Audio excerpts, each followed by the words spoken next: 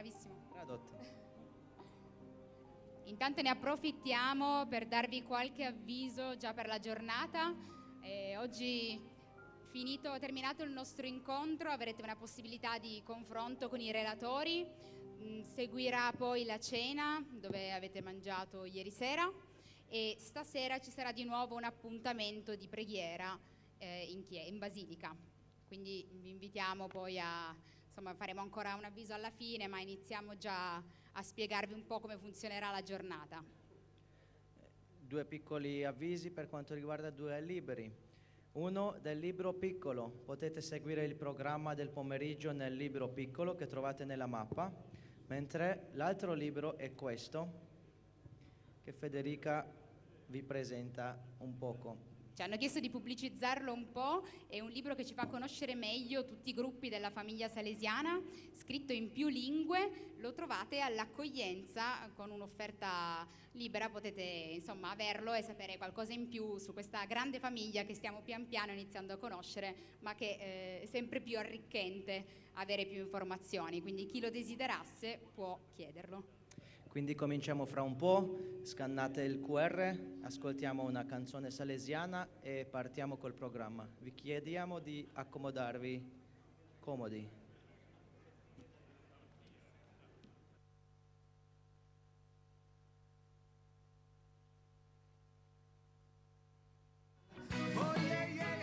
Quella perenne giovinezza che tu portavi in cuore, perché non doni a noi, Padre, Maestro ed amico.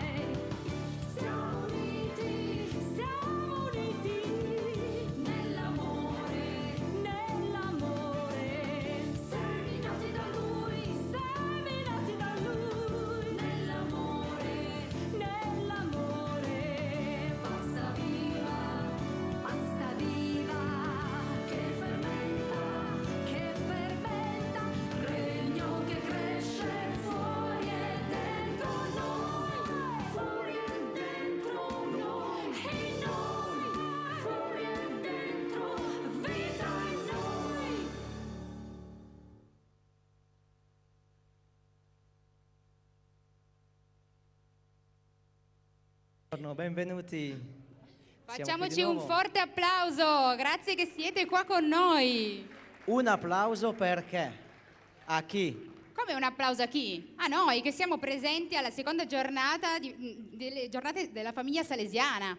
Un evento importantissimo, Martin. Sì, ma c'è un altro significato dell'applauso per questa musica che abbiamo appena sentito. È vero, l'ultima canzone che abbiamo sentito è stata composta da Don Maurizio Palazzo. E si Hello, we are back live, and the song we just heard was written by the Salesian Maurizio, our musician here in Valdocco, who wrote that song explicitly for this gathering of the Salesian family. Non era tanto convincente questo, sì. Bene, sicuramente la giornata di ieri ci ha stancati, ma noi siamo sicuri che We are avete plowing ahead in our days. Yes, they are full, the schedule is dense, but we are hoping that you are enjoying and benefiting from the various sessions. Allow us to remind Per gli you, italiani oggi sarà importante aprire we remind you to connect to the translation app so you can participate in all of the sessions. avete avuto modo di scaricarla, di aprirla così, ci raccomandiamo di farlo prima della tavola rotonda. Così per l'inizio della seconda giornata vorrei chiedere a te, Federica, cosa ti ha toccato un momento, un pensiero particolare di ieri, tutto quello che abbiamo sentito? Beh, sicuramente il fatto che il nostro rettor maggiore ci ha ricordato come la nostra famiglia è bella proprio perché è ricca grazie alla presenza di ognuno, laici, consacrati, tutte le famiglie che fanno, tutti i gruppi che fanno parte della nostra grande famiglia, quindi questo sicuramente mi ha ricordato che ognuno di noi è importante e speciale, così com'è. So these days so far have already been a great possibility for us to appreciate the various member groups of our Salesian family and to appreciate them more deeply. Un pensiero What struck me was a line from the Rector Major simply saying, we have to begin with ourselves to become better witnesses of what it is God has called us to be in the various cultures in which we live, in the various youth realities that we are asked to animate with our particular expression of Christian leaven. Sappiamo che sicuramente avete avuto modo comunque di We hope to have an occasion in the coming hours to listen to some of you on what it is that has impressed you particularly in these days so far. Con questo pomeriggio con Federica, quando abbiamo preparato questo pomeriggio, siamo When we were passati preparing this afternoon to get some inspiration, we walked through the rooms of Don Bosco, where one of the tour guides did a masterful job explaining that in the ultimate months of his life, Don Bosco had to be transferred from one room where he had been for 26 years to the room where he lived for 6 weeks, where he died. One reason for the transfer was so that he could hear the sound of the boys through the windows, the voices coming up from the courtyard below, the best medicine he could get.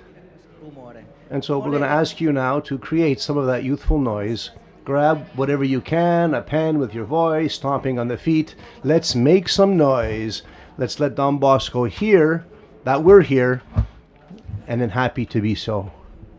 Lui senta che siamo Let's qui. make some good Salesian noise in honor of St. John Bosco. 3, 2, 1, go! Noise, make noise, make noise. Potrei anche dormire con questo rumore. Allora, noi crediamo che si possa fare di meglio. Questa era una Proviamo di prova. nuovo. Pensate a quando lo chiedete ai ragazzi. Questo è rumore? No, quando noi lo chiediamo ai ragazzi pretendiamo quasi che cada il soffitto. Ovviamente non dobbiamo arrivare a questo punto, ma possiamo impegnarci di più. Sicuramente questo non avrebbe sentito neanche se fosse lì. Facciamo un rumore grande. Well, folks, come on, you can do better. Let's make some real noise. 3, 2, 1. Salesian noise. Let's give it up. There we go. Finally, that was more like it. Thank you. Cominciamo con un po' di riassunto di ieri. And so let's get into our program, recapping yesterday's events through photography. On the screen, you will see a video of yesterday's events.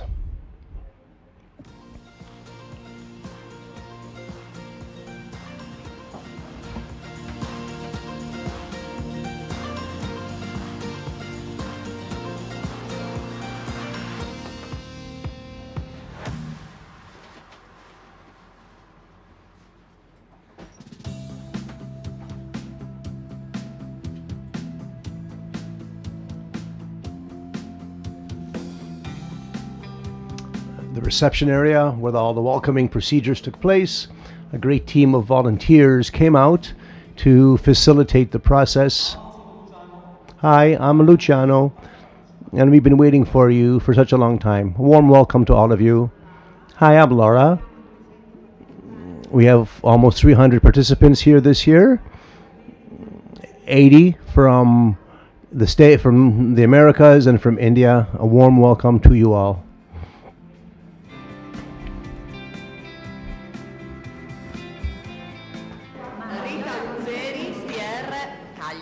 I'm from Cagliari in Sardinia.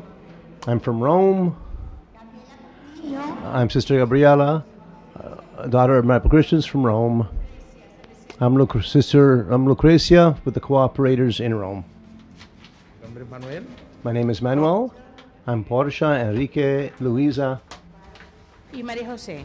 Venimos de España, de Andalucía, y somos We come from Salesianos. Spain, and we are Salesian cooperators and a daughter of Medical Christians, all children of St. John Bosco.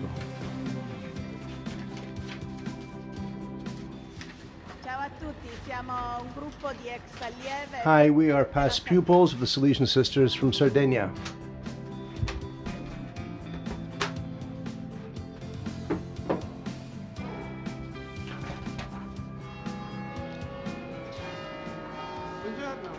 Hello, I'm Sister Carla. I'm the delegate of the Salesian Cooperators. I'm from the Netherlands. My first time in Turin. Hello, I'm Peter. I'm a Salesian, and I'm from North Belgium. I'm Sister Amira. I'm from Egypt. I'm a daughter of Malpa Christians. I'm so happy to be here with Don Bosco for these days. Hello. And so with this simple gesture, we want to grant a very heartfelt welcome to all of the participants here in Valdocco who have gathered to celebrate this year's edition, the 41st edition of Salesian Spirituality for the family of Don Bosco. And we send out our greetings to the many, many of you, the thousands who are watching us through mass media and various platforms.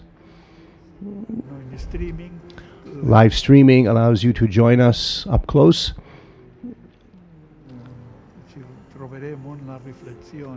Sharing the reflections and thoughts from these gatherings.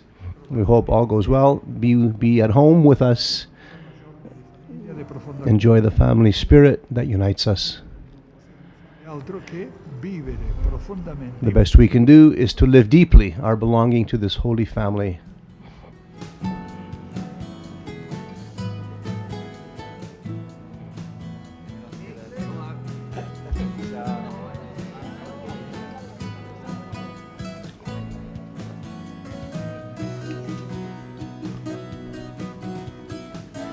Part of the program is tours of Don Bosco's Turin, visiting the places where he worked, where he drew inspiration, where he served, especially in the years that he spent at the Convito Ecclesiastico.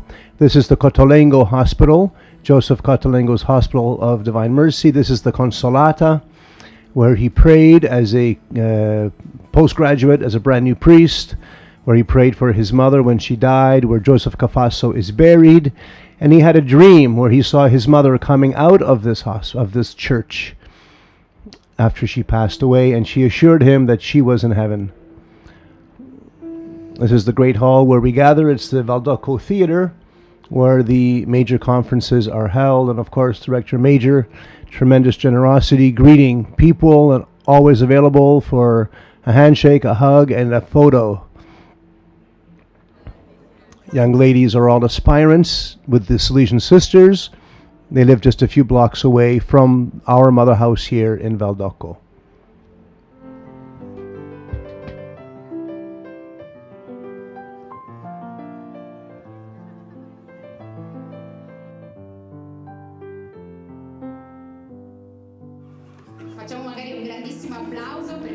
So let's have a nice round of applause for that video reminder of our first day yesterday.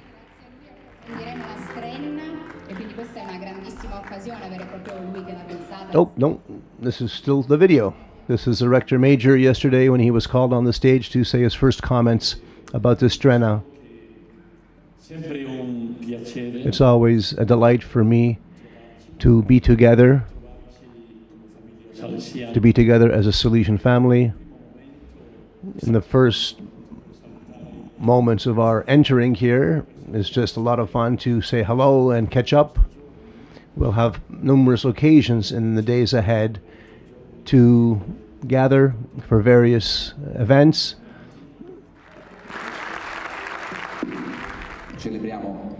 This is the provincial of the Piemonte region, which includes Val d'Aosta to the north, as well as Lithuania in northern Europe. Leonardo Mancini, originally from Rome, but the provincial of this northern province. Jose Luis Playa, who is the world delegate for the Salesian family, commenting on the design that was chosen for the this year's Spirituality Days.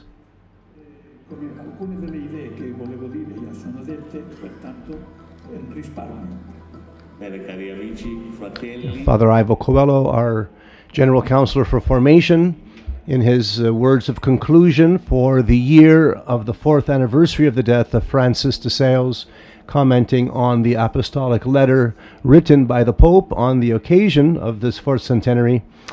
And we're honored that the image chosen for the cover of that Vatican edition of the pastoral letter is the painting in our museum here by Enrico Reffo, that had been commissioned by Michael Rua for the Basilica years ago.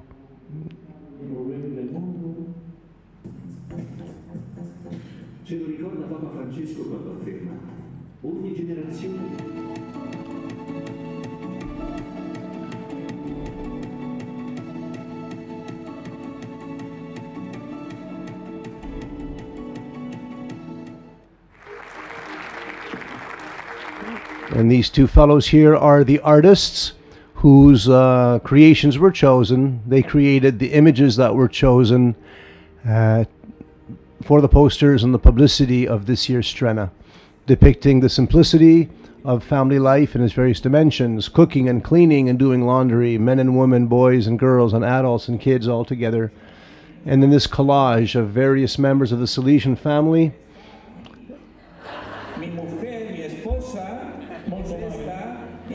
The artist is commenting on the fact that the ANS publicity team modified his drawing. And in the original, he and his wife were together, holding hands. In the final rendition, they were separated, embracing left and right the whole group of Salesian family there. These shots from the magnificent Basilica of Mary Help of Christians yesterday culminated in a opening mass in the Basilica, presided by the Rector Major, with priests and lay people from all over the world joined in worship.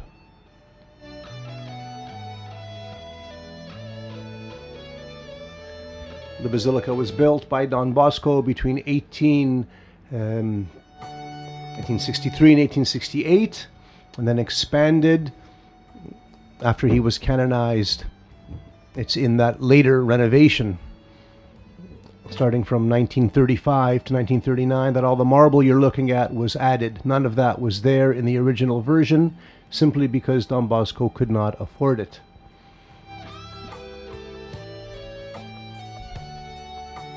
A lovely view of the east wall of the Basilica as people come out. This is after the 9 o'clock prayer service we had, the Via Lucis, the Way of Light. And that was the last episode of the day. And here they are, entering the grand hall underneath the Basilica. This is where the participants are taking their meals. Look at that dining room.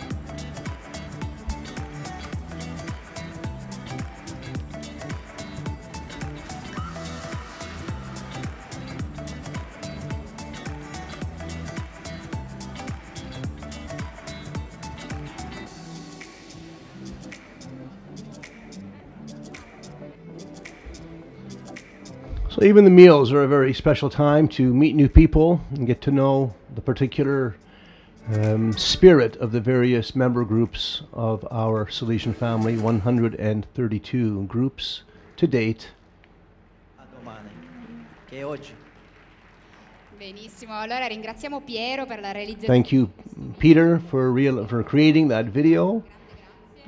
Anche perché proprio ci ha fatto vedere come al centro della nostra famiglia Recapping ci sono le all of those persone. views E quindi abbiamo visto makes the message that at the center of all that we're about are real people. And it's in our daily life that we deepen and enjoy our Domani e identity oggi, as Salesians. Dopo la nostalgia di ieri, adesso Today and tomorrow, cominciamo la giornata we're going to di delve oggi more con la deeply preghiera into insieme our al activities Signore. as is appropriate Nel libro with grande, a prayer. adesso nel libro grande, If alla you take the pagina large book 33, on page trovate 33 of your prayer la book, canzone, you will find the la song with preghiera which we è will stata start our preparata prayers. dai testimoni del risorto. The prayer was prepared by the witnesses of the resurrected Jesus.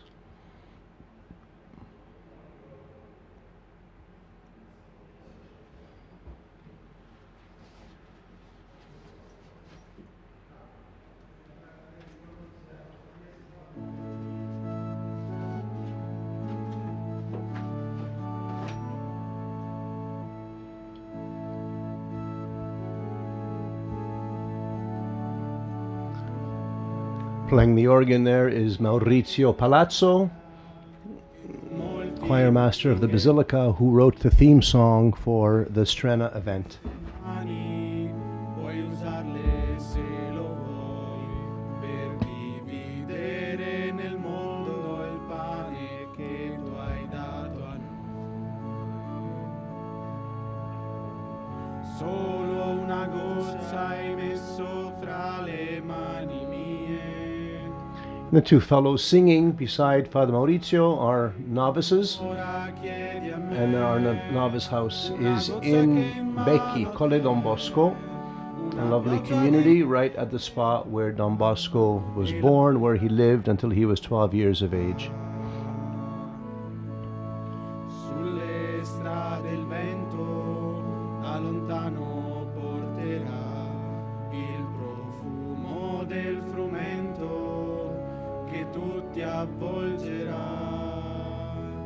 e sarà l'amore che raccolto spartirà e il miracolo del pane in terra si ripeterà.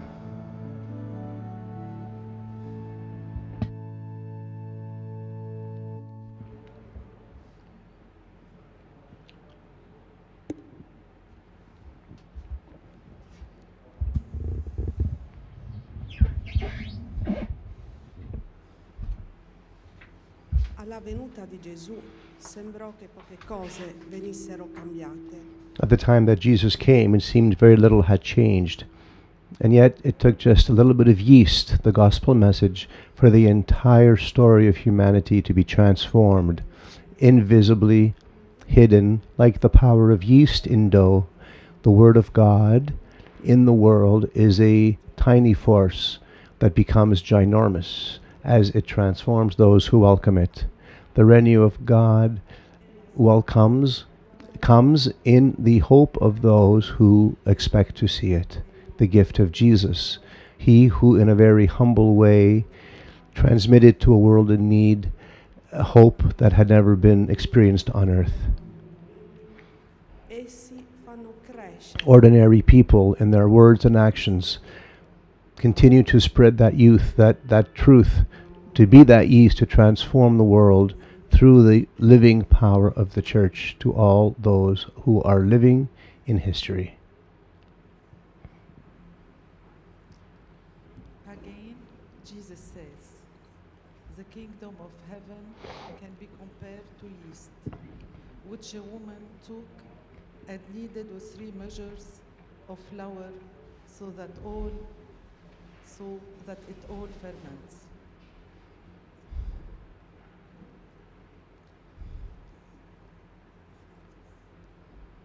Nous vous invitons à réfléchir un instant We welcome you to reflect for a few moments on the process of kneading in which we work the yeast of our faith into all of the events of the world, that it might become a sign of the presence of God in the world, precious for life, precious for hope, precious for the growth and for the nourishment, without forgetting ever the invisible power of yeast. It is small with a giant power to transform, and that yeast is the Word of God. And so let us get to the work of kneading the Word of God into the world, getting our hands dirty with the work of evangelization.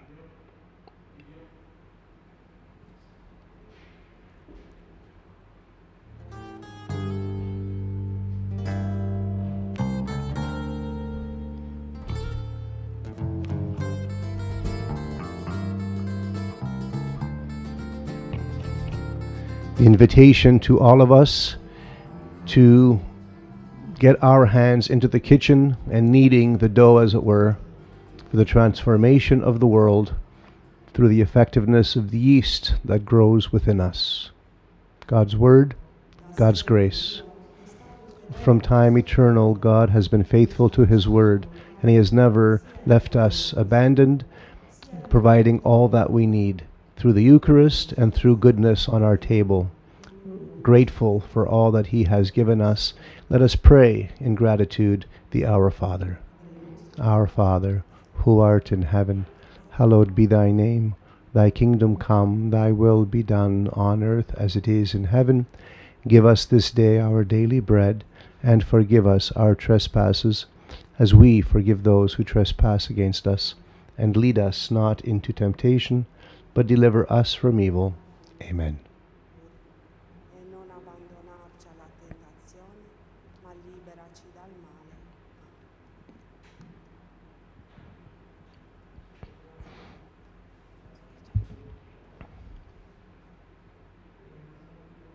Benissimo, ringraziamo allora questo gruppo che ci ha fatto pregare, è sempre un momento. Thank you for the witnesses of the resurrected Jesus for this prayer moment that they prepared, for all those who sang, all who prayed music. La conoscenza dei diversi gruppi. We'll continue our process of getting to know some of the groups within our Salesian family. And so next up is the presentation of Sapete di the next group. But first, a little game. What is the one group in the congregation, in the Salesian family, that was founded in 1948? Uno passa l'esame. It's a quiz. Looks like no one's going to pass. Italiano questo? Così? No, allora non è lui. No. So, the first try, couldn't hear what it was wrong. 1948, in India, a branch of our Salesian family was born. 1948. No? Fondato da Okay, a hint. It was founded by Monsignor Monroe in India in 1948. So there we go. Looks like even you don't know your Salesian family too well.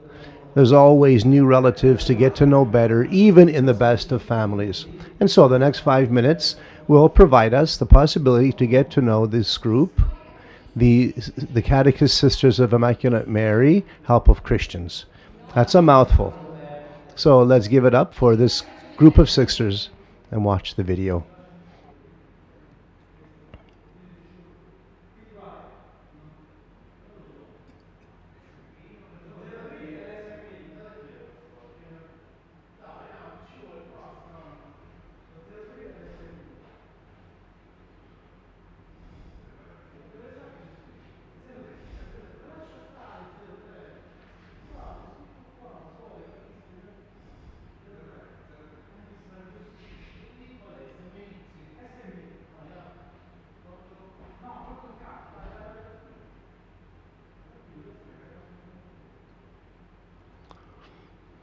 Looks like the yeast is taking a little longer to rise than anybody.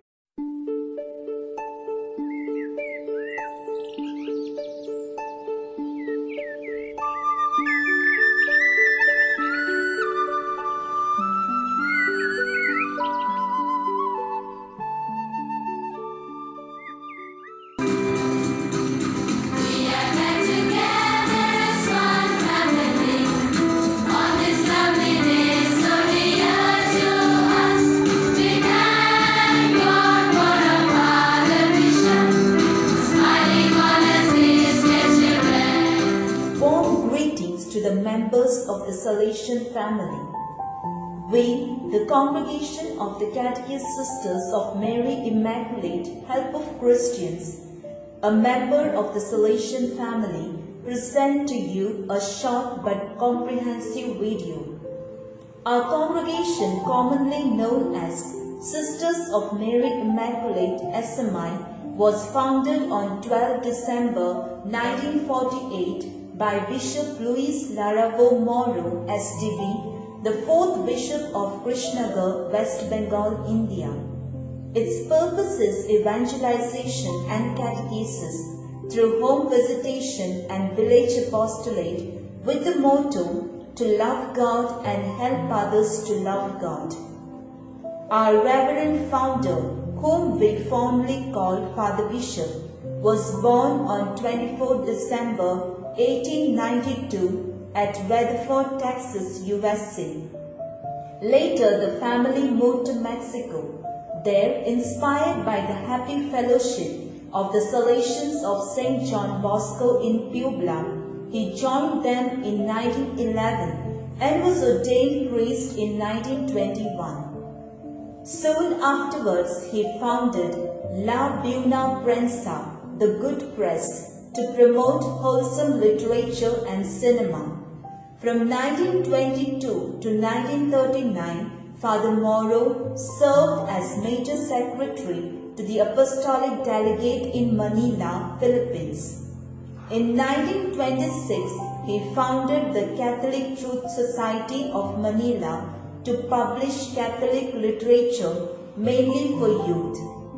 He became a popular retreat director, a prolific writer and publisher of a series of catechetical books, popular devotional books, and 9 textbooks officially recognized for use in schools in the Philippines.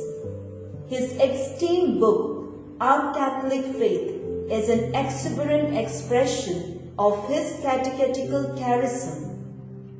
He continued to update and promote them wherever he was sent, because of his ardent love for the Church and zeal for the salvation of all. In 1939, he was ordained Bishop of Krishnagar, India by Pope Pius XII at St. Peter's Basilica in Rome. As Bishop of Krishnagar from 1939 to 1969, he was a zealous pastor and missionary, an angel of God's love to all. He built up the diocese in all fronts. In his pastoral zeal and fatherly concern for people, he drew up precise pastoral plans that would uplift them as good Christians and responsible citizens. He was an active and effective father at the Second Vatican Council, promoting the use of vernacular and inclusive language in the liturgy, human rights, also as an ardent advocate of women's rights to bring about justice and peace in the world. Father Bishop was interested not only in the progress of his flock, but also in the overall advancement of all, irrespective of caste and creed. He rendered commendable services to the city of Krishnagar, especially as a commissioner of Krishnagar municipality for 12 consecutive years. He served as official visitor to Nadia district jail, member of the advisory board of the government hospital, and as a consultant to the Indian Red Cross Society of West Bengal. He faced courageously and acted timely and tenaciously during the crisis of the Second World War, the disastrous famine of Bengal, the partition of India and Pakistan, and on several other such occasions. He was called home to heaven on 31st August 1987. SMI Foundation and Expansion. Realizing the great need of educating women religious to evangelize and catechize the entire diocese by going out to the people, visiting their homes and helping them to know and love the true God, he founded the Institute of the Sisters of Mary Immaculate. He said, "We are not going to just wait for the people to come to us, but we shall go to the people, into the villages, towns, and into their homes." We fulfill our founder's mandate through our main apostolate of home visitation in towns and villages, and enhance it through our pastoral, medical, educational, cultural, and other activities proper to our institute. The spiritual charism of the congregation is the Abba experience of Jesus, to see God as our most loving and tender Father, and to do everything only to please Him, according to the little way of spiritual childhood of Saint Therese of the Child Jesus. The apostolate of smiling is a unique quality our founder lived and imparted to us as a means of winning others for Christ. He has given us also the principles of the preventive system of St. John Bosco for our life and mission. The congregation was raised to pontifical status in 1966 and went into provinces and delegations in 1990. In 1998, its second novitiate house was opened in Tanzania, East Africa. At present, there are 677 professed sisters, 45 novices, about 130 pre-novices, 92 communities, 5 provinces, and 1 delegation.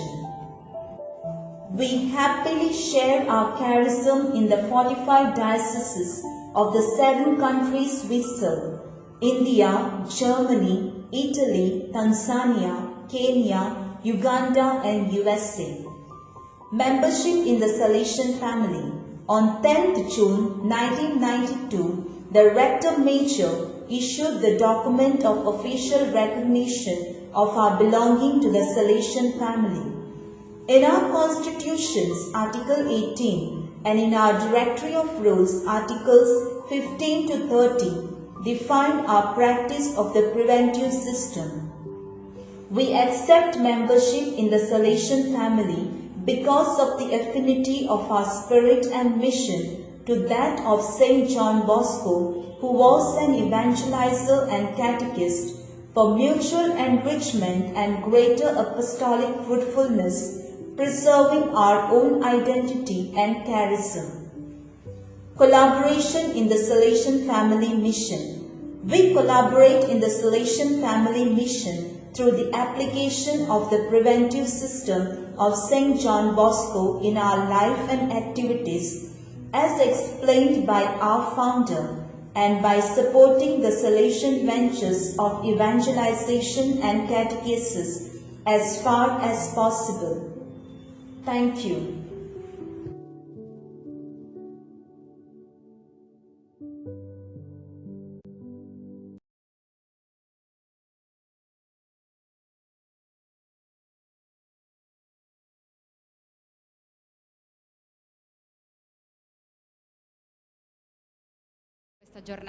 And so we get to the main event of today's gathering, the round table that we'll welcome here on our stage for speakers who will each address a different topic of the lay dimension of our Salesian family. Moderating our round table today with a bit of imagination. Okay, it's not round, but it's straight. But we invite Antonio Boccia to come up, and he will be the moderator of our events. Un grande applauso, ti chiediamo gentilmente di aiutarci a condividere. Antonio Boccia, the World Delegate for the Salesian Cooperators. Hello to all of you, and to all of you who are watching us on our social media platforms.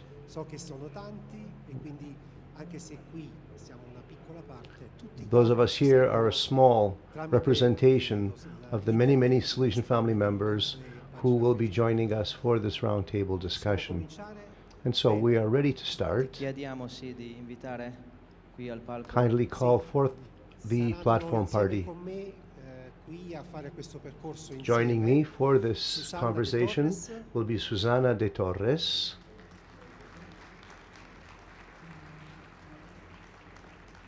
Renato Cursi,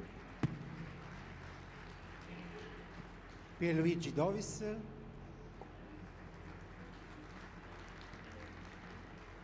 e Don Fabio Attard. and Father Fabio Attard, who you will recall was our World Delegate for Youth Ministry.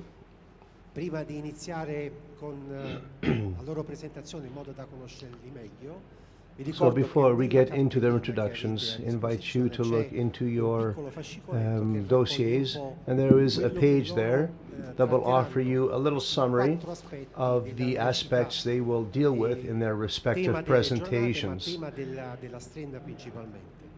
Quindi, all topics drawn io from lascio this year's la Strenna. parola a And Susanna, so I che si invite presenta. Susanna to please introduce herself. Bueno, pues buenas tardes. Lo primero, muchísimas gracias bueno, les tengo que dar las gracias porque me siento pues, muy halagada y contenta de estar junto a todos ustedes. Me llamo Susana, soy española, soy de Madrid, soy profesora, educadora de un colegio salesiano de Madrid y bueno, pues mi vinculación con el mundo salesiano es pues desde siempre. Soy antigua alumna salesiana del mismo colegio en el que I'm trabajo. a Salesian past pupil at the De institute ser where I'm now alumna de teaching este colegio, or working. participaba en el oratorio, en el centro juvenil, cuando estaba en un colegio de religiosas. He sido niña del oratorio, fui I animadora work in del a mismo centro juvenil. institute run by y ahora, religious pues, soy sisters. profesora. O sea, que puedo decir I que was desde an bien animator of pequeñita, the oratory, pues, so I have a siempre he long estado tradition of Salesian work ever since I was little. ambiente, ¿no? I've always been in a Salesian Dentro environment. del mundo salesiano, además, hablo muy rápido. Perdón. Me están diciendo. Sí. Ok, perdón. Dentro de mi experiencia en el mundo salesiano, además de participar So my rich experience in en Salesian actividades propias, ¿no? environments allowed me mi to centro participate juvenil, in many pues, events tuve la linked suerte to youth también ministry. de pertenecer al, I was really al blessed MJS to de España, belong to y the como Salesian Youth MJS, Movement in bueno, Spain. pues, participé activamente And as en part of the la movement, I organización also del encuentro participated del Papa in the San Juan planning Pablo II en Cuatro Vientos, allá en el 2000. of John No, Paul 2002, II to 2000, Spain o sea, in que soy mayor, 2002. soy bastante mayor ya.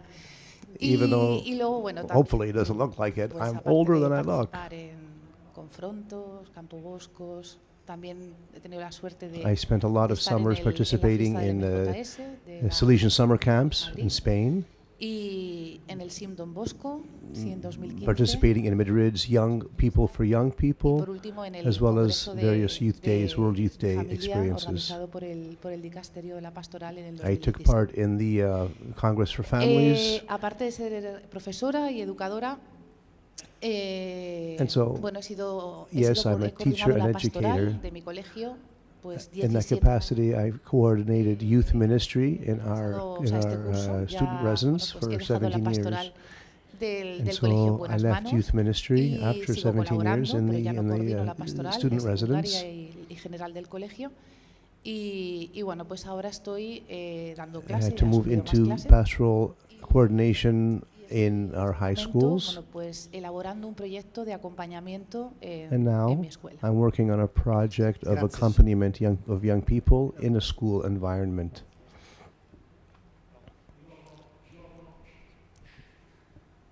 Prova? Ecco. Grazie Antonio. Thank you, Antonio. Hi, everybody. Good afternoon. Saluto anche a tutte le A persone. warm salute, greeting to all of you watching us online from whatever hour of the day and part of the planet you happen to be in. Greetings from Valdocco. Thank you to all of the staff here who have been working so hard to translate and get our message out. My name is Renato. It's been nearly 10 years since I became a Salesian cooperator, almost 9 years, married to my wife Benedetta, and I'm a father to Irene and Manuele. For Settembre sono di nuovo a Roma. ever since September, I returned to in September I returned to Rome, where I was born and where I grew up, It's there that I met the Salesians and the Salesian youth movement, in which I grew up and matured for so many years. Thanks to the various activities that were offered to me, I was able to mature even professionally, and I do the work I do now thanks to my exposure to so many professional fields. I now work in Brussels with the Don Bosco International Network, which is a group that works with institutions. Since September, I returned to Rome, the Central Institute, where I work as the director of Salesians for Social Justice, which is the national platform in Italy that coordinates the various expressions of Salesian social work. This is a service I render with tremendous joy, because we live in very demanding times and very interesting, especially in the field of social outreach. And so to commit myself to working with and for young people, those who need Don Bosco's cares the most, fills me with a lot of satisfaction. Just a few months ago, we had a congress in this very hall, an international congress dedicated to all those people who accompany young people in various expressions of social outreach in a Salesian environment. And so it's, again, from my heart that I thank you once again for the invitation to be part of today's conversation. Hi, everybody. I'm Pierluigi. I'm just a shy, little modest guy who was formed by the Salesians from the beginning of my educational career right through to my degree at the Salesian University in Rome. My life has had many ups and downs, thanks to God's inbreaking in my life. And I could see how God was telling me I needed to make a personal meeting with Him in the person of the poorest of the poor here in Turin. Ever since 1991, I've been working as a diocesan employee since the year 2000, by the desire of the Archbishop of Turin, the director of Caritas for the Archdiocese. And in the course of these years, to this day, I have been called upon to coordinate events for Caritas throughout the Piemonte region and Val d'Aosta. And so I'm very active in the growing network of Caritas services throughout all of Italy, of which I had a turn also as president. And so it's an honor for me to be part of this round table. I just hope to bring some little piece of my experience as a layperson, working within the church, but also committed outside of church parameters as a type of connection. I like to see myself as a window through which the lay view on the world enters the church and through which the church's perspective shines on the world. Thank you. And now, Father Fabio, you are a well-known person, but nonetheless, tell us a few words about yourself.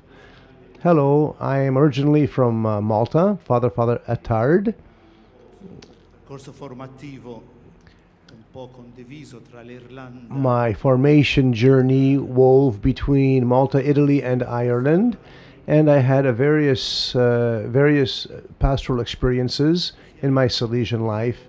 First of all, with another Salesian, we relaunched the Salesian presence in Tunis, North Africa. We had a school in a Muslim environment, which was a very rich and beautiful experience. After that, I spent a few years working with those on the margins, working with young people in family homes, social care structures. And then I did further studies upon finishing my degree in theology. Don Vecchi, at the time, the rector major, asked me to pursue further studies. And so I did a doctorate in moral theology, so I could teach theology at the UPS. Turned to Malta after that, where I founded a pastoral institute precisely for the formation of lay people involved in the lay mission of the church. After that, I was asked to come back to the UPS, the university in Rome, our university, to take up my professorship again. già quasi 3. I was then called to the General Council. I was delegate for youth ministry, and so that was a privileged window onto the Salesian world. Having finished my term on the General Council, after 2 terms on the council, the Rector Major, Don Angel, had asked me to promote a coordination at the European level of the various formation initiatives that are in place already in Europe, trying to coordinate them. It's a rich process. It's a rich array of choices that we have already, and my job is to coordinate them and develop them. And so, thank you, all of our platform party. A nice round of applause for them, for very authoritative and down-to-earth voices that we can listen to and learn about today's Strena. So I'd like to ask you, what kind of educational processes can we activate or develop to help our young people, as lay people, become more actively involved as protagonists in the transformation of the world?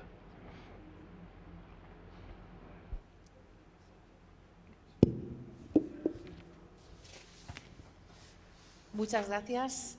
En la presentación se me ha olvidado decir que en la identificación no pone When I que introduced pertenezco myself, a I ninguna forgot rama de to la familia say salesiana, pero that soy I don't antigua alumna belong social. officially to a group of the Salesian family, También but as a se me past olvidaba decir que, pupil bueno, of the sister no schools, I feel very pertenezco much a at otros home grupos, in pero mi this madre environment. era cooperadora salesiana, mi abuela Adma, así que también, bueno, I'll add pues this too. estoy My en mother sintonía con is a muchos Salesian de cooperator, ustedes. and my grandmother Bien, pues is a como member decía of ADMA, en la like presentación, many of you pues muchas gathered here. gracias, doy las gracias por estar aquí.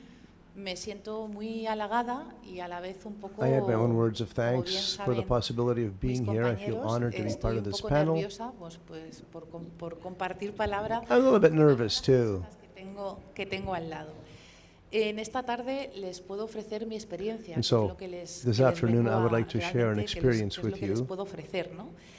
Y ojalá que alguna palabra que les dirija, bueno, pues les Drawn from my ayude a experience reafirmar, that I'd bueno, like pues, to leave with you. su vocación Hopefully it'll salesiana, ¿no? nourish your own Que todos somos reflections signos y on our portadores Salesian del amor de vocation Dios as a leaven. los jóvenes. We are all signs and bearers of Bien, God's cuando love recibí to la the young. invitación de Don Playa, When I was invited madre from mía, Father Playa to ¿qué puedo join this aportar panel, I thought, well, what can I de la familia possibly have to salesiana share 2023? to the Salesian Spirituality Family Y Days? luego ya después de eso pensé, ¿y cómo puedo After a bit of contribuir? hesitation, I Voy said, a okay, pararme no, poco a poco this is what I can share. en el tema, ¿no? del que supuestamente les voy a hablar, ¿no? ¿Cómo puedo contribuir a la reflexión sobre los procesos educativos para fortalecer Thinking a los about the jóvenes, educative los jóvenes, processes la that we can sensibilidad para develop to convertirse empower the en young laicos people protagonistas to de la become transformación social? lay people who are protagonists Y actively dije, bueno, building a voy a more pararme y voy a Christ-inspired buscar world. el significado de proceso y voy a empezar a centrarme, ¿no? And so, let Y me antes de see ponerme a if escribir, I pues can busqué say en el something diccionario about el this el process. significado de la palabra proceso y rescaté algunas de las acepciones de los significados que tiene la palabra proceso y me quedé con estas. Dice 1, acción de ir hacia adelante. La segunda, transcurso del tiempo. I'm translating La from a tercera, translation and it's just not coming through, sorry. fases sucesivas de un fenómeno natural o artificial. Y la cuarta, acción de seguir una serie de cosas que no tiene fin. Así que después de leer todas estas And so one of the things we need to do is not draw people into a process that is artificial or doesn't seem to have any obvious outcome to strive for. And so I chose my own definition of the process, a series of events and activities that continue into time and don't have an end in themselves. But still, I did not like this definition, because it had no clear objective. And so, what possible objective could I articulate for Salesian youth ministry with young people and adolescents? Pues para mí está claro. And so, this is what I came up with. la I'll try salvación de los to niños y jóvenes que summarize Dios it like nos ha this. encomendado a Damihi cada uno de anis nosotros. animas tolye. Es cierto que Damihi cuando animas hablamos de, cheta o por lo tolere. menos particularmente hablo por mí, ¿no? It's Cuando true hablamos that de when at times salvación, we speak, es una palabra, it's ¿no? difficult que to put this dices, into ¿cómo practice. aterrizo yo en el día a día, ¿no? Esto de la salvación, ¿no? So how can I Y possibly render además this cuesta concrete bastante in y my además daily por lo que la activities? experiencia que yo tengo, pues ahora mismo, bueno, hay bastante frialdad, o por lo menos lo que yo percibo, ¿no? Frialdad en los chavales, en los Based jóvenes, on my en el experience, tema religioso, when you work with young people, at first you come up against a coldness and indifference reflected in the faces of young people when it comes to talking about any questions of faith or religion. And so how do you start to talk about the salvation of one's soul when they have no interest in pursuing a conversation that is God-based or religious? And so I asked myself, do we know how to save young people in the way that they need to be helped? I think we're in a moment of tremendous change, and our traditional schemas and procedures are outdated and don't work anymore. Today's young people need us, they do, and they ask us to maybe tweak our own ears to hear what they're saying and to open our hearts to receive them as they are. So when we speak about pastoral processes in our school, drawing on my experience, I can offer this. I see perhaps as an image 4 concentric circles that reflect the life of our young people. These 4 concentric circles each have a name, which are the essential pillars of the Salesian system. And so the external circle, the courtyard, the next circle coming into the center, I call it home. The third one in is school, and the one at the center is called church. Just reconfiguring the traditional 4 components of the oratory, and I will proceed to develop each of these. The external circle, the courtyard, the playground, represents an environment, pastoral work that creates a spirit of celebration that proposes without imposing. A pastoral work that is vibrant through the charism of Salesians present to the young,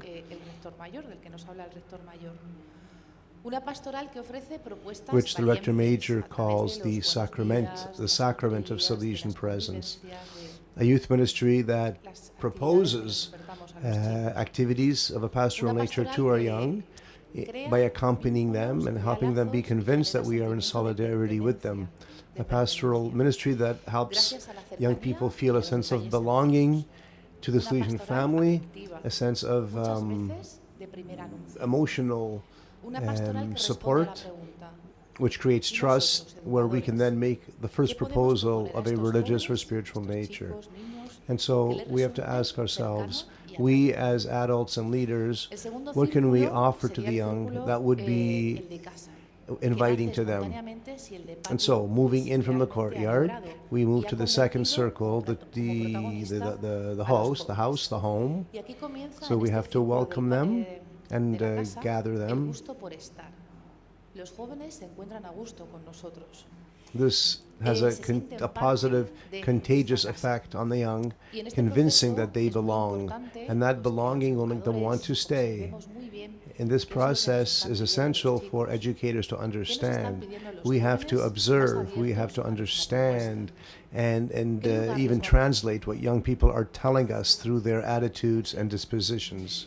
Having listened, we can then propose to them something attractive that might find some traction in their hearts that'll make them want to deepen their journey along the faith path that is gradually being opened up before them, even to the point then of entrusting to them certain pastoral responsibilities. The third circle now, the school. And here I would say the focus is on group activities the law of graduality, offering proposals suited to the capacity of the young to take them on so that they can grow in their sense of responsibility, which in turn might help them grow in faith. Accompaniment is essential here because these young people today are our Michael Rua. We have to make them leaders for various youth activities, developing always a sense of peer ministry. Young people, after having experienced a type of family, the home, the third circle, need then to receive a proposal. We have to ask them, are they willing to undergo a process, or to enter a process rather, of spiritual accompaniment? And how, if they accept, can this process be offered? Bien, la permanencia en este círculo pues no es eterna. Staying in this inner circle doesn't end when their high school years are done. When they leave a Salesian school, well, that school remains a solid point of reference to which they can return and to continue to be accompanied. And so a new challenge emerges. How do we offer an ongoing accompaniment to young people when they move on from our schools? What itineraries of faith can we offer to them to help them continue to grow as honest citizens and good Christians? And so I return to my definition. A series of actions that are continuous over time, that allow young people to continue without a deadline, to help the young people as they walk this journey to become the young people God has called them to be.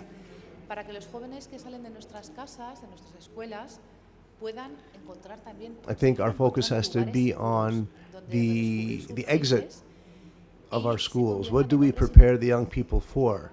How do we equip them to journey in faith, to mature into adult men and women after they've left the supportive environment of our schools? I conclude, and I use not my own words but those of Don Vigano.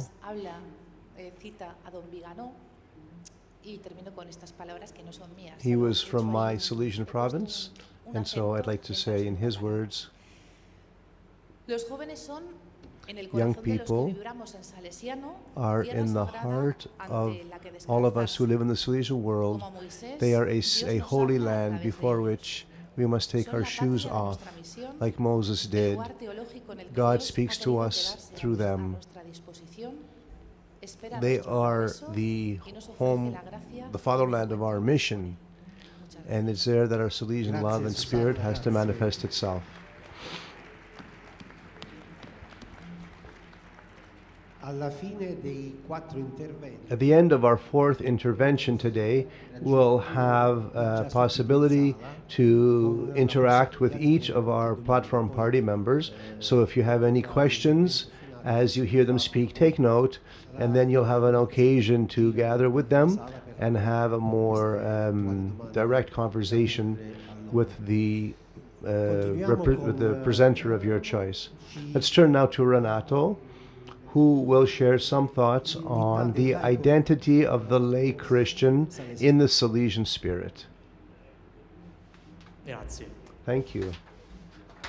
Quando mi è stato affidato questo tema, when this topic was entrusted to me, I asked myself, why did they ask me? And why was this theme given to me? The identity of the lay Christian in the Salesian spirit. And so certainly the Rector Major's choice to dedicate this year's Strena to the topic of the lay branch of our Salesian family obviously directs and guides our topics. But wow, the topic given to me, the identity of the lay Christian in the Salesian spirit, I think the words are never chosen accidentally. There's a reason. The identity is the theme of the age in which we live. Even Pope Francis keeps talking about identity as a change of era. today in 2023, we as ormai Salesians forse alle are spalle il reflecting on Novecento, il this. XX secolo, che può essere stato sì un secolo breve, direbbe lo storico Osbam, ma è stato anche il secolo delle ideologie. In the past century, we had a lot of ideological changes, whereas today, 2023, even for young people, but not just, the great theme is that of identity. Identity at the personal level, existential level, thinking about so many reflections that we hear in modernity and a modern or a fluid modernity, our sad passions, the theme of personal identity. But if we take a moment to think about the theme of young people, il destino del pianeta, del creato, diremmo noi, no? Come credenti. if we consider our identity in terms of the last things, there is a question: who are we on earth? Why are we here? Come dietro a quelle passioni tristi, a questa modernità liquida, c'è anche il tema di dire chi sono io. Just like in the theories of liquid modernity, there's a question, who am I? For many young people, a key question is, who am I for you? And so, recognizing one's identity vis-a-vis the other. The theme of identity needs to be asked for the layperson in the Salesian spirit. Well, we can turn to the magisterium of Pope Francis for some guidance on this, even in terms of this principle of synodality in the Church. Pope Francis says, especially to the young, but even to us, we have to relaunch this question, who am I? Maybe you're already thinking about this.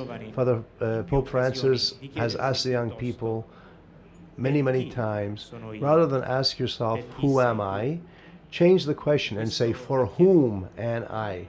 He asked this first in the vigil with the young at World Youth Day in 2017, and then he included it in his apostolic exhortation on evangelization of the young, Christus Vivit, where he writes, ask yourself, young people, for whom am I? You are for God, but you are also for others. And so as a Christian in the Salesian style, you are for God in a particular spirit focused on the young, especially young people who are most fragile, most on the edge, and poor. It was also in 2017 where Pope Francis says, let's look at Mary. Mary asks us, for whom am I today? She says in the visitation, I am for my cousin Elizabeth. And so she leaves in haste for Judah to serve her sister. And this is the very theme that we will celebrate the upcoming summer in Portugal. The visitation is the icon, the Bible passage that encapsulates the theme of World Youth Day in Lisbon. And so yes, Mary in the visitation says, I today am for my cousin Elizabeth, and so I go to her. And so let's ask ourselves, not so much who am I, what work will I do, but for whom will I commit myself to a career? For whom will I work hard my whole life? For whom will I develop myself? This is a new language we need to develop for ourselves, for whom I am. Ask us this question in the head, in the heart, and in our hands. Our thoughts, our sentiments, and our actions, just like Mary did. For whom am I? In my head, in my heart, in my hands. And so, to think of what we usually call work, not so much as work, but the way I will give myself to others for all of my life. And so this framework, for whom am I, in my head, in my words, in my hands, really evokes the preventive system, because the language of the mind is reason. The language of the heart is what Don Bosco calls religion, and the language of the hands is the amorevolezza, preparing oneself to actively participate in society. And so, as lay people in the Salesian spirit, we can think about the young people in our works and in social interaction. They are not just recipients to fill, passive, the ones for whom we develop policies, or rather are they subjects? Are they protagonists? Are they people with whom we reflect and develop and go forward? The Salesian congregation has asked us to think about, how do I develop the heart of the Good Shepherd as a layperson? How do I translate this need to go out in search of those most in need? How do I translate the Good Shepherd's passion for proclaiming good news as a layperson? If we as lay people withdraw into the background of society and somehow defined as that sphere of involvement where God has no place, then we're dead in the water. Better to think about the lay dimension of the Salesian family as that population that shares in a spiritual intelligence within the church that communicates in a different way. How in the life of a Salesian, of a layperson, the Salesian spirit, how does he translate that, or she translate in his or her interaction with young people? Well, certainly with Francis de Sales, graduality and gentleness, nothing by force, all by love. We need to choose to journey together to move forward. And so these three languages that challenge us, we can take them deeper in the second part of our evening for those who wish to join the discussion after our round table. And one last thought on the word Salesian style. What does it mean to work in the style of the Salesians? In today's language, style not in the sense of a stylized something almost forced, like a fashion that could be in today and out tomorrow. I take inspiration from a modern German theologian who speaks about this Holy Spirit as God's stylist. If we recognize that in our baptism, which is central to our call, if we recognize that in baptism we put on new clothes in Christ, the Holy Spirit is God's stylist who in time and space designs for us the color, the cut, the fabric for this time and this space. And so for today, what is the cut and the style of the Salesian way of being a Christian? And so certainly that style, I think, for today is synodality. And so I leave my thoughts there, and I pass the microphone. Come vedete, ci stanno facendo conoscere a un livello molto. And so you can see that our panelists are really raising the ante here and asking us to think in a whole different way on what it means to be a lay person, spreading the leaven of God's word in a lay style, who is a Salesian. Bene. Non so, dico così. So to begin, if the environment in which a Christian, a priest, lives is the sanctuary space of the church, where he has his place to preach from the pulpit, and his tool drawers are full of instruments for sanctification and government. Is that the church we want? Or if religious, if their space is the closed garden that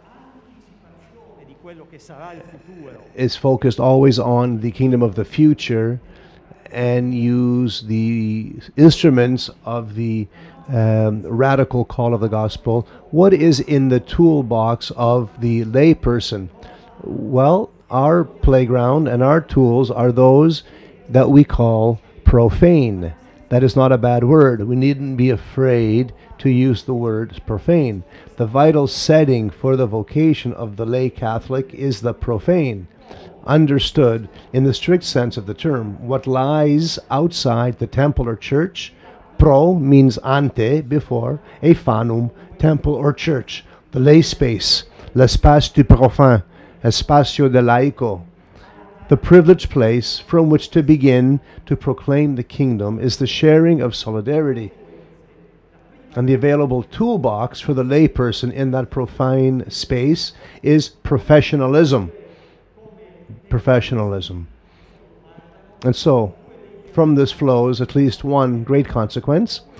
The profane, as the lay Catholic's vital habitat or environment, cannot be looked upon as if we are tourists observing it, travelers passing through it casually, and always fleeting, nostalgic guests from elsewhere, ready to return home, prisoners uncomfortably and passively looked up in it, or clever terrorists doing everything to blow it up.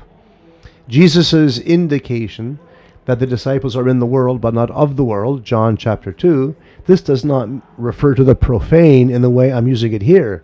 It refers to the evil mentality that transforms what is outside the church into what is against it, distorting the order of creation.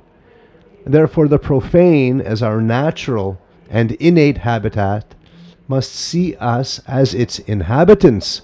It's not a bad place to be in the place that is profane. It's our national habitat where we live with an especially strong and convinced characteristic. We are in that profane space with love. Vatican Council II translates and summarizes this attitude with the opening phrase of Gaudium et Spes. I quote, "The joys and the hopes, the grief and the anxiety of the people of this age, indeed, nothing genuinely human fails to raise an echo in their hearts." Gaudium et Spes. Traditional ecclesial activity describes it with the term pastoral charity. That is the praise of the shepherd who loves his sheep. He guards them, stays with them, knows them, makes them grow, cares for them, engages with them, takes risks for them. And so, in terms of Salesian spirituality, gives this depth in three specific ways. One, a style of presence, a manner of presence. Abbiamo un compito di vivere la carità pastorale nel modo con cui il pastore ama le pecore. Vale a dire, we lay people have to live our pastoral charity in the style of the Good Shepherd, watching over them, staying with them, knowing them, getting them involved with them.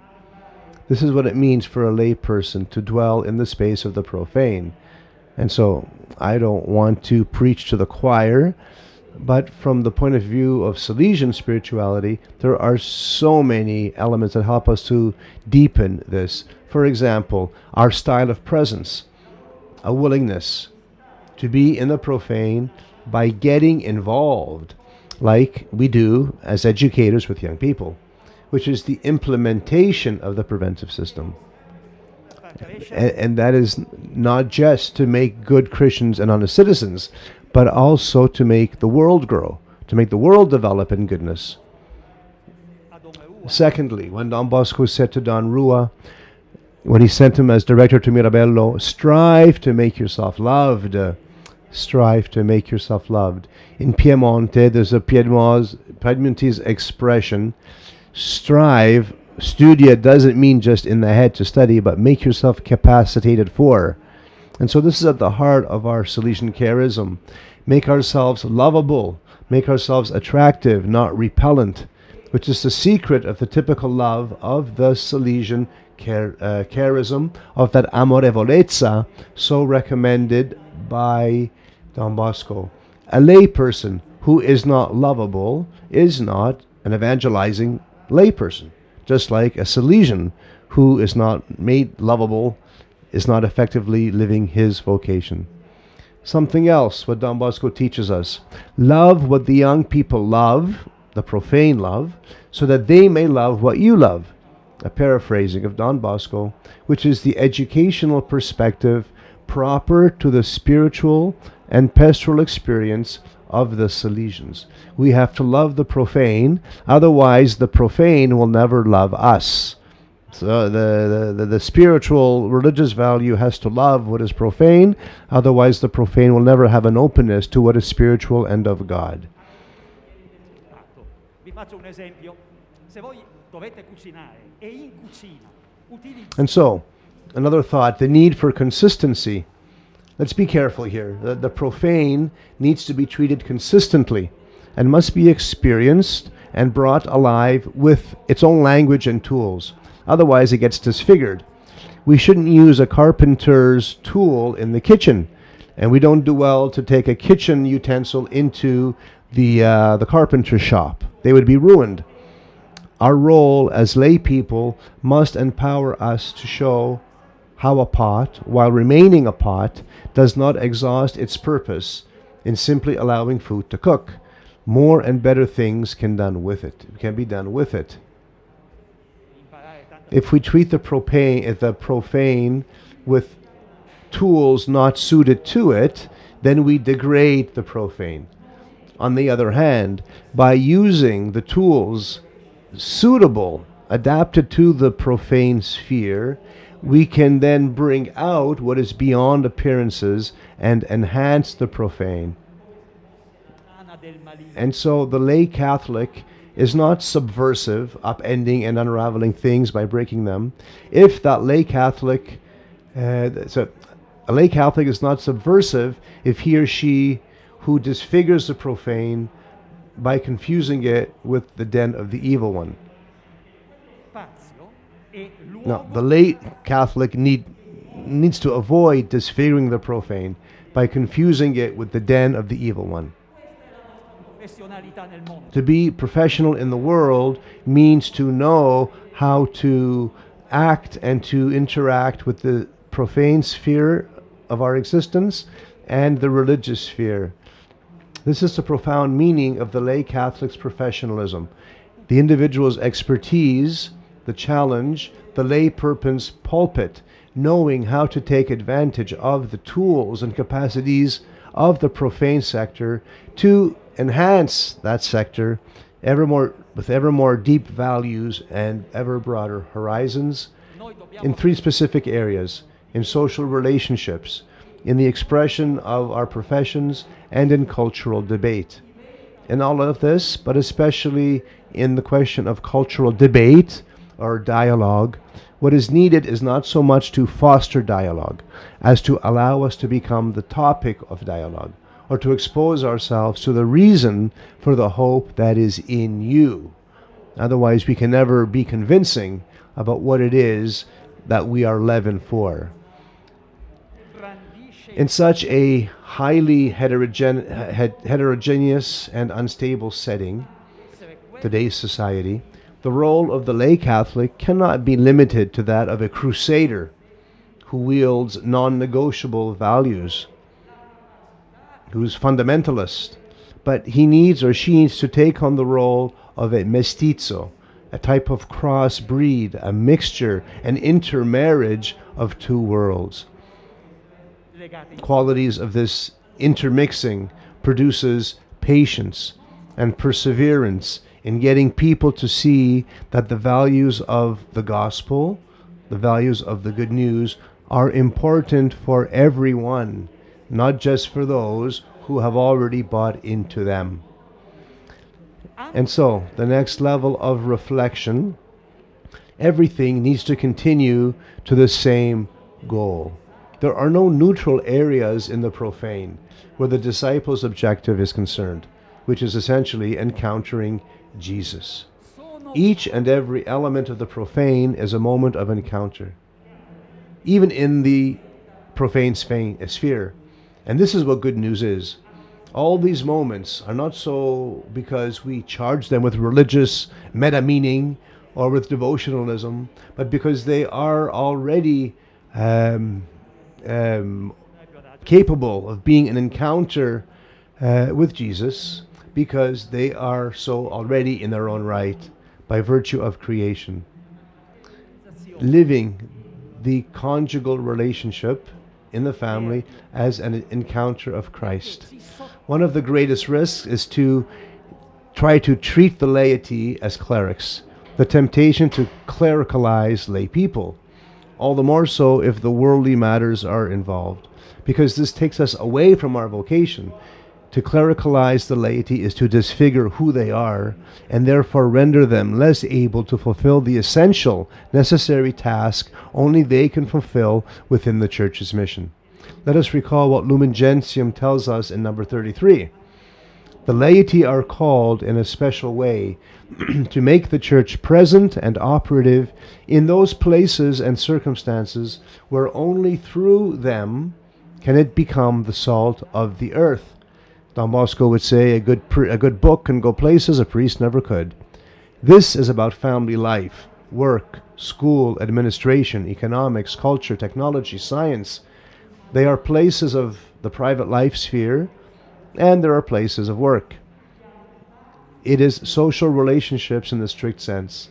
Lay Christians are lay insofar as they are within the very elements of profane life and live them to the full. And so what does this mean for being kingdom builders?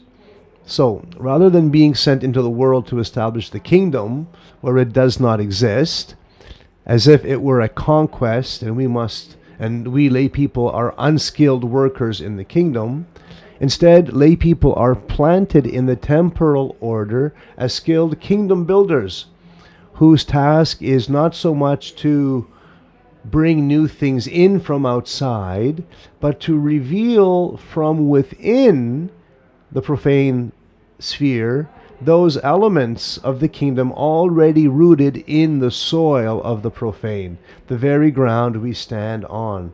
We are called to be witnesses of truth, not creators of it. This truth, today in particular, seems to pass through some urgent central meeting points that I call identified below.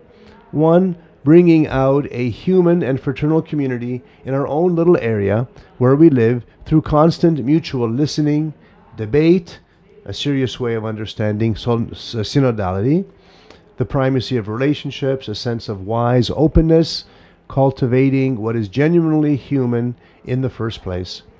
A second theme, giving a generative sense back to work. That every work we do is a way of giving life to the Church. An inner life, not just external or material, by focusing on the four aspects of the social doctrine of the Church: free, creative, participatory, and supportive. When we experience work like that, it is life-giving, even in the profane sphere. But also focusing on the centrality of promoting and defending work as an element of humanization of the world. Focusing on the ability to train and accompany the very young in work, as well as those externally excluded from the work circuits. Third element, never again being alienated from civil involvement in the management of public affairs and building up the common good. In many places, especially in Italy, for example, Catholics should never be involved in politics because politics is dirty. And therefore they told us, be the pre-politician. Work in cooperatives, but don't get involved in politics, because it's a big mistake to get involved. But no, this is wrong. We must get involved precisely as lay people, the duty of committing ourselves to politics at every level. We have to be wise practitioners of politics because it is an essential element that we cannot do without in the Christian experience. Politics is the greatest act of charity that a lay person can exercise. And so, who's going to do this? The Pope? No, that's not his job. But it's the role of the lay people to do. Finally, we must continue to get involved organically and systematically in the expanding of the economy of the gift, because gifts generates bonds, connections, communion between people and territories, between economies and social growth, between the North and the South Poles and the countries in between on the planet. We have to make our own, finally, as a last point, making our own a perspective integral ecology as a way that allows the truth of the gift we've received, our common home, given to us in creation, allowing the gift of that common home, which is our planet and the universe, to emerge, to keep being gift. So the current focus on ecological transition is not superficial or cheap environmentalism. No, it is environmentalism at any cost. But it is the conviction that we must correct the relationship between creatures, which implies a change of personal mentality before choices of which direction to go in at whatever level of governance. Finally, in conclusion, lay Christians guided by Salesian spirituality are particularly called to be fully part of this understanding, to be involved, which means committing themselves together, similar to the term solidarity, for and with the profane. Being involved necessarily brings the issue of contamination with it.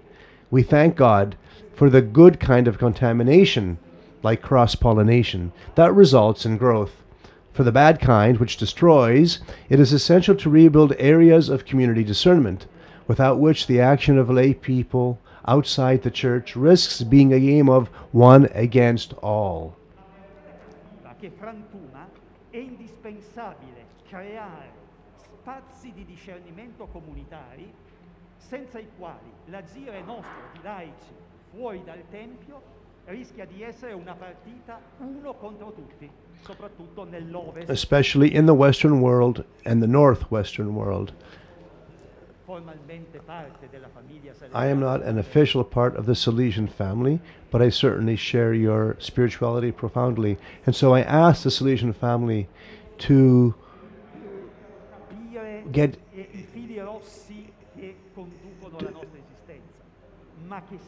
I ask the Salesian family to commit itself to become a space of community discernment, so that lay Christians who are inspired by Salesian spirits may be in the sphere of the profane witnesses who transform from within.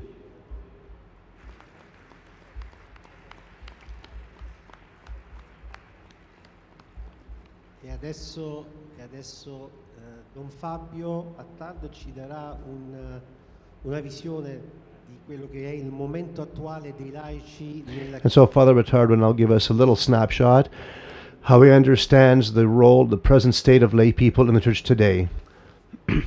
Thank you. It's been lovely to listen to the witnesses I've just heard. I hope not to take anything away from them. What was asked of me as a topic was to share something about the church's journey. What are the principal priorities of the church which are nourishing the ecclesial experience as regards the role of lay people?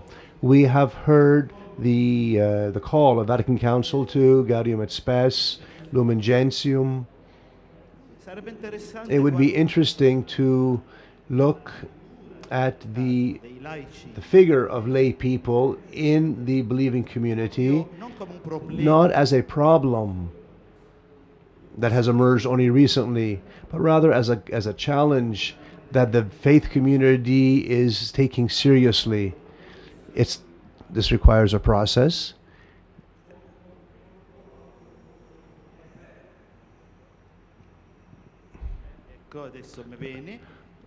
This requires a process that gradually unfolds and gets stronger. And so, for this reason, I think it's important to reflect on the theme, starting from a fundamental document that is the document that came after the Synodid on lay people at the beginning of the 1990s, Christi Fidelis Laici. Why? Because the post-Vatican Council journey began with a concern on evangelization, on catechesis, with tremendous documents like Evangelii Nuntiandi, which Pope Francis describes as the most important document after Vatican Council II, which is a document he draws on frequently. The concern for catechesis, the teaching of what we believe. But so what happened after? We can speak as much as we want about evangelization, about catechesis. Who are the ones we want to catechize? who are the ones who need to take on the mission of evangelizing. And it's amazing how the journey of the church through its various synods has deepened a deep reflection on the family, Familiaris Consortio, on lay people, Christi Fidelis Laici, on priests, pastores dabi pro nobis, and on religious vita consacrata. So you see how the church's journey, which we are still a part of and which we are considering, which we want to get involved in, has a backstory that is not just a museum piece document. Rather, it is a profound and rich reflection on an experience and a sharing that launches us towards the future from today for tomorrow. We're not turning back just because we want to do a theological update or a pastoral reset. Why? Because the question of identity,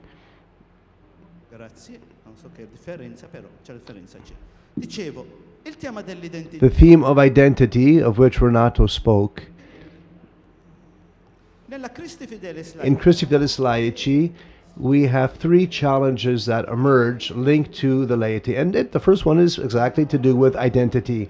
We're talking about the end of the 20th century, the collapse of many ideologies, where fluidity, to use that word, fluidity has taken away our sense of belonging. In the name of relativism, where everyone can do what he or she feels, we have abandoned our young people without a solid point of reference. And look what happens. The first challenge then to emerge in Christi Fidelis Laici is precisely that of identity. Who are we? Who are we? Now let's pay attention here, because for us Salesians, male and female, I'm not going to go too deep into it now, but we'll do it later. The risk is that we go right into what we do. There's a crisis, there's a development, bang, let's do something. We got to do. What's the risk in that?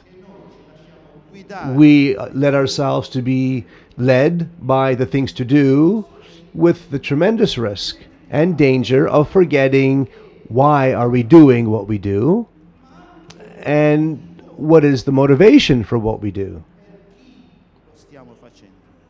and the motivation for whom we're doing what we do. And so at the end we forget our own identity, or we've never owned it. The second theme that emerges from Christi Fidelis Laici,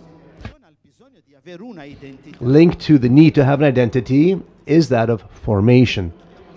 What we've been listening to this afternoon is all about formation, the theme of listening, of dialogue, of exchange, of allowing ourselves to be drawn in. My dear friends, these aren't things that just fall from the sky. They don't just come by mail.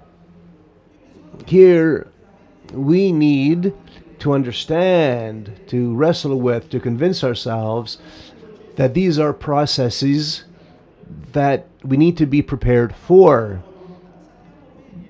Goodwill is not enough. And sometimes, yes, we do tremendous damage because our sense of identity is weak.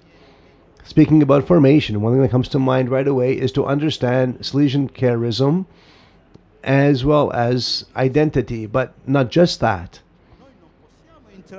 We can't just come in the kitchen, which is very concrete,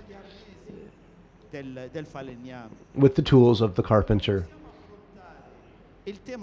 We can't deal with the involvement in society, whether it's marginalization or politics, which is cultural development, simply because we want to do it. Okay, yeah, it's good that we have desire, good. But that's not enough. That's just a baby step forward. Before we do, we need to get professional preparation, which is a condition that is indispensable if we want our prophetic voice to have the capacity to insert itself in a serene way in the conversation. Why? Because we are witnesses to truth. We have to witness to God's truth. We are not owners of the truth. Noi ve la diamo perché voi. It's not like the truth is something I have and you don't, so let me give it to you. We have to witness to it. Our spiritual father, Don Bosco, was genius in this, in his capacity to create relationships and draw people into trust. Let's study well the treasure of history. Don Bosco's relationships with all of those that they called dead in Rome, those who were governing in Rome. And yet they were great benefactors of Don Bosco and his oratory. How did Don Bosco manage to create this mixed marriage with those working in the profane?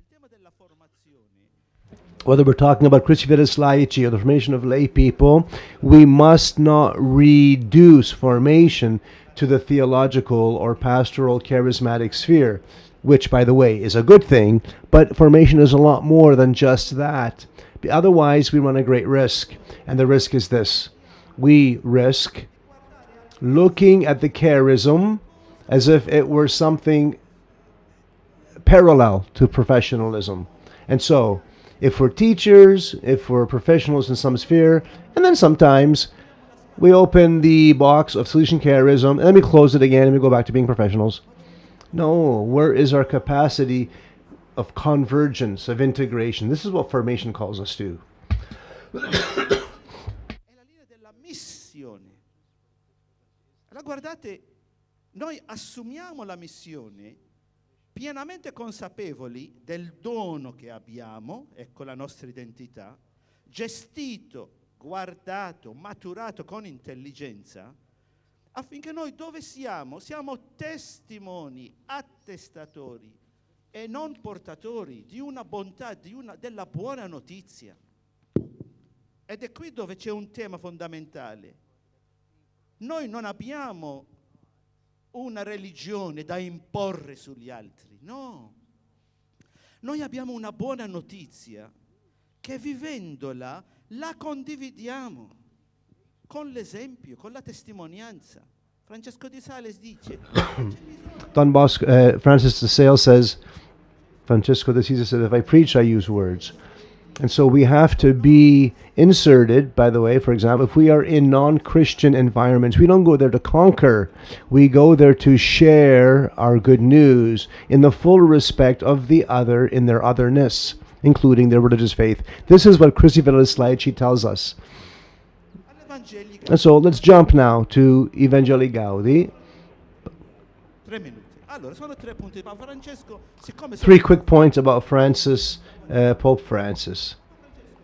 prima di tutto He speaks first of all about an intimacy, an itinerant intimacy, a missionary charity. If we read what he says carefully, what does he say? He's calling us in different language, the same 3 points of Christi Fidelis Laici: identity, formation, and missio, the mission. I didn't talk about the synod, non perché non abbiamo tempo. not because we haven't got time, but because the theme of synodality, to which was already alluded, let's be careful here, because, synodality, not interested. No, we could not be more mistaken. Finendo, continuiamo per il dopo. Grazie per la vostra attenzione. It's too big of a theme to open now. We'll pursue it later. Thank you. Abbiamo completato questa. And so that concludes the 4 presentations for our round table. Time is always tight, but Le domande si sono state già. we will get some questions now from our audience that we would like to ask to you to pursue the reflection that you've put before us. Sulle cose che ho messo un po' in evidenza su quello che avete detto.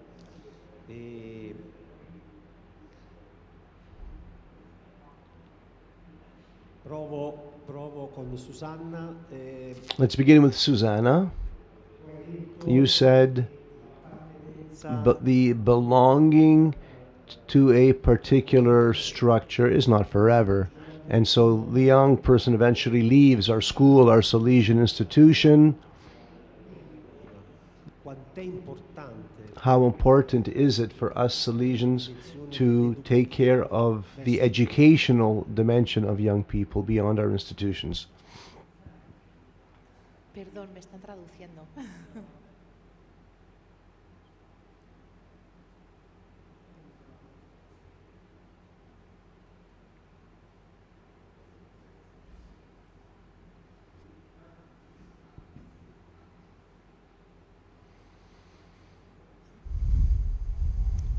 Es un reto para los que It's a challenge trabajamos en escuela. for all of us who work in a school. Antonio, nosotros nos gustaría que nuestros alumnos, nuestros antiguos alumnos, Of course, our wish is that our alumnus leave our school and still have it in their hearts as a home to which they can return, a home which encourages them to plunge into life courageously. Our hope is that they graduate from our centers who are young men and women who are sensitive, who are compassionate, and who are ready to take on commitment, who are ready to work to transform the world for the better. How do we achieve this? Well, I don't know. But certainly our centers can't just be a happy memory, a nostalgic phase of my formative years. It's not enough that they go away saying, yeah, I had a good time there. But I hope it's more of a type of diving board that our centers help them to plunge into life. A question emerged from the audience. Maybe Renato or Luigi could respond to this.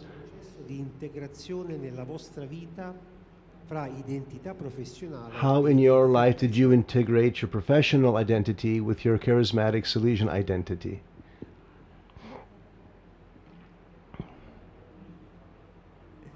Va bene, ma Pierluigi poi può So certainly my friend can speak after me, but for my part, the integration of my charismatic identity with my professional charismatic, as I said before, it's been many years that my professional identity that was built up over many years in international relations and foreign languages kind of wove together with my charismatic identity, because for more than 8 years I was involved in Salesian youth ministry at the world level, and then after a few months of national involvement where I was more face to face with the local realities, especially in Italy, and they were different realities, I got involved in many planning projects with ongoing study possibilities, got involved with political political processes. But in that whole field of professional activities made up of meetings and numbers and policies and documents,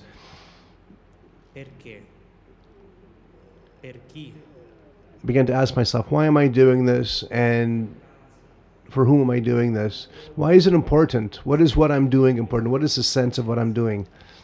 And that's what helped me really start to appreciate the importance of my belonging to the spiritual force that is the Salesian family. And this helps me a lot. I also received accompaniment spiritually, community accompaniment and more personal accompaniment, living as a family, which is a dynamic we can bring into the professional workplace. Nel terzo settore con un'identità salesiana, ma probabilmente si può dire lo stesso nella Caritas.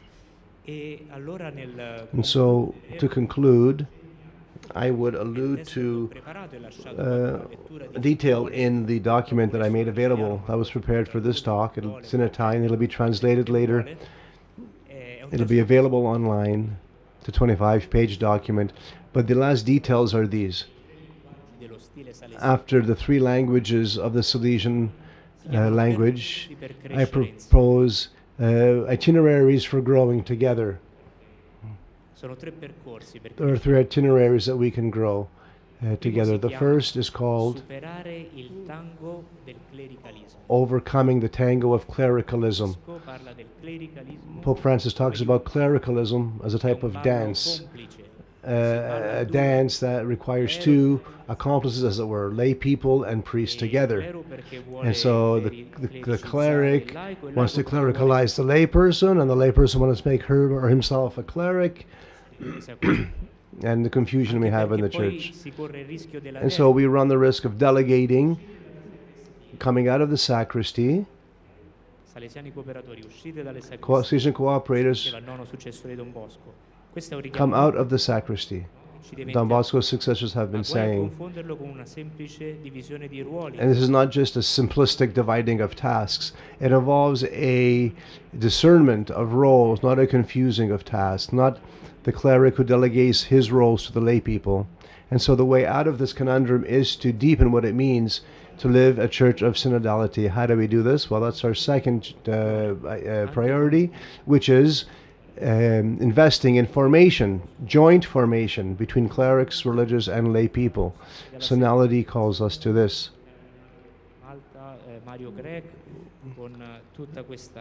And there is a mechanism that's been started in the church, entrusted to Monsignor Grech of Malta to develop this. The third and final itinerary is to deepen specific areas of lay involvement. One, education to love, and two, knowledge and implementation of the social teachings of the church. These two areas of commitment would allow lay people to do a tremendous amount of good for the transformation of the world.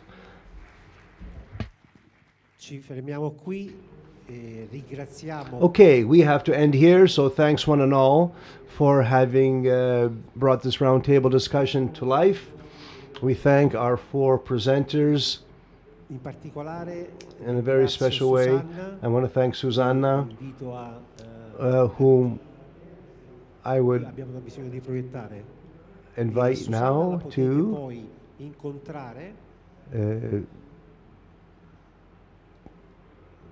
Federica's back.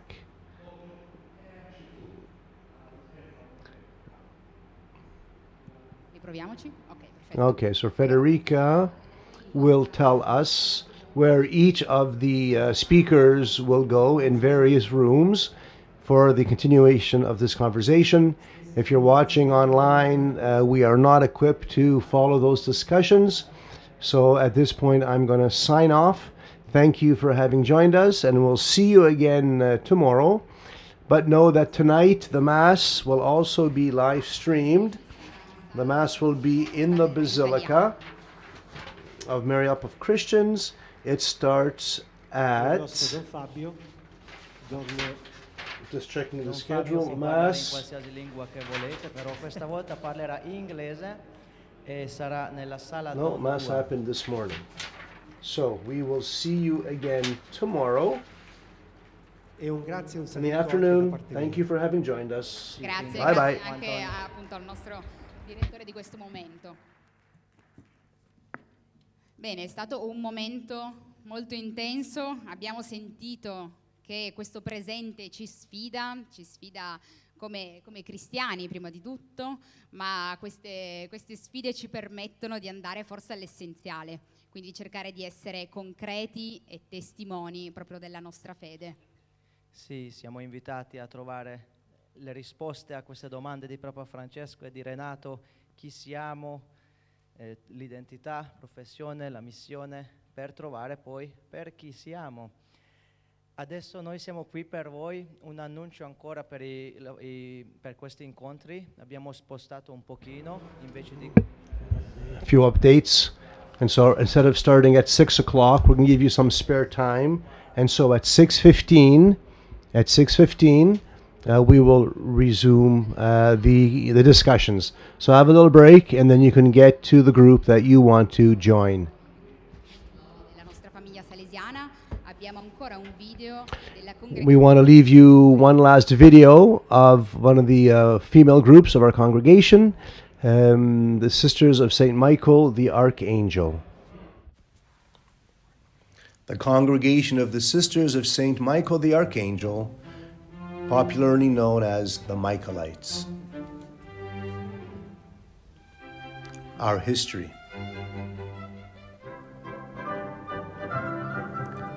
Our congregation was born in the little Polish village of Mieszcze Piastowe. Having been named parish priest of our town, Father Bronislaw Markiewicz arrived in Mieszcze Piastowe on March 28, 1892. Immediately upon his arrival, he dedicated himself to improving the condition of poor and orphaned children. Thanks to him, the very first school in our town was opened.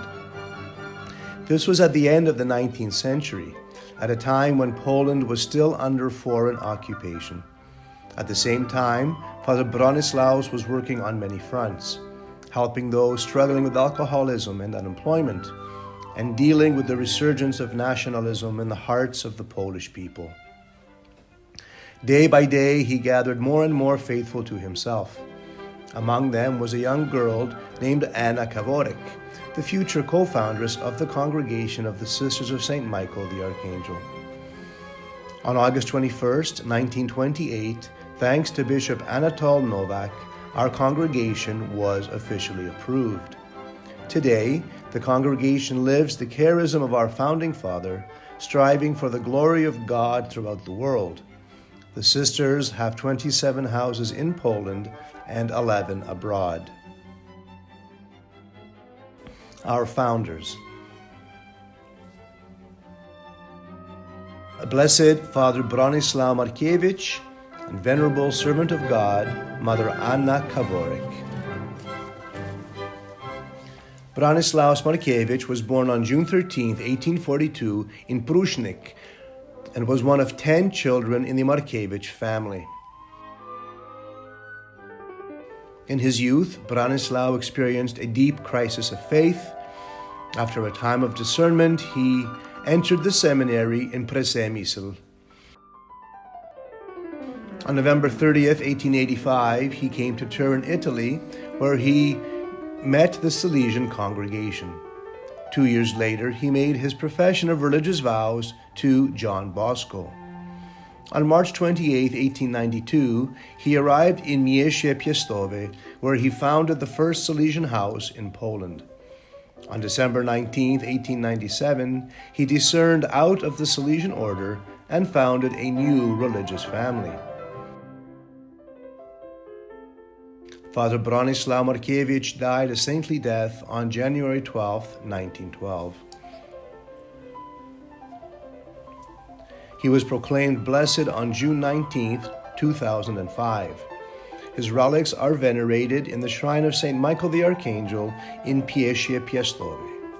Venerable Servant of God, Anna Kaworek, was born on June 17, 1872, in the Polish town of Biedrzykowice in Silesia. At the age of 22, she decided to leave for Mieszcze Piastowe, where she joined a new community under the guidance of Father Bronislaus.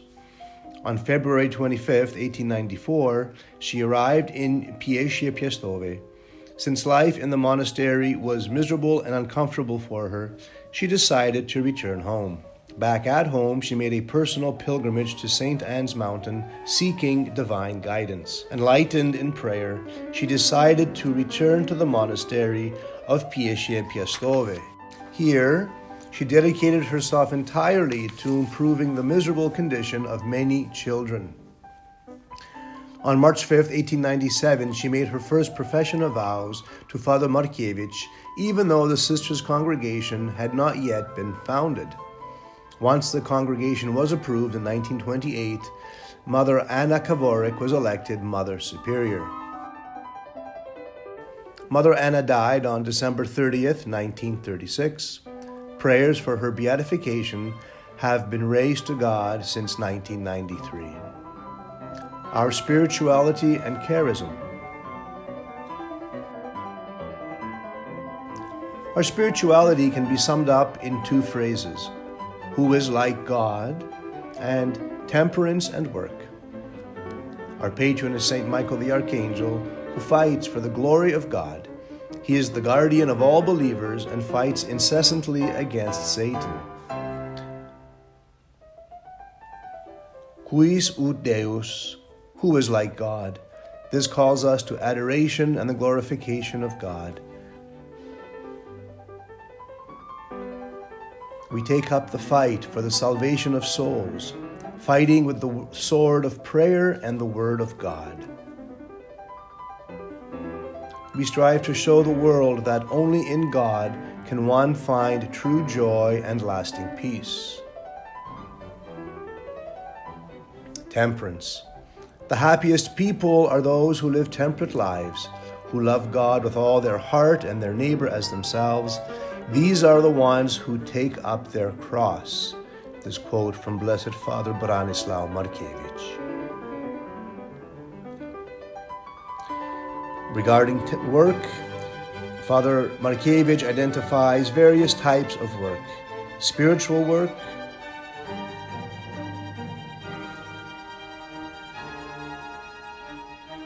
manual work, intellectual work.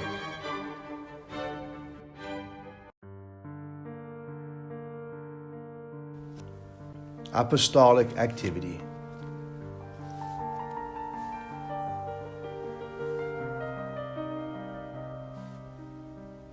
The Sisters of St. Michael the Archangel live their charism by providing pastoral service at kindergartens,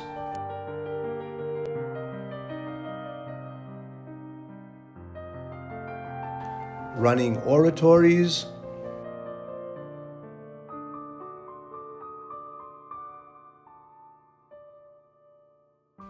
leading orphanages for girls,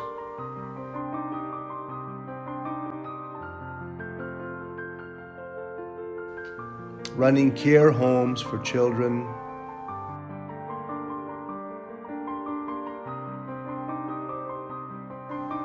teaching catechism to children and young people.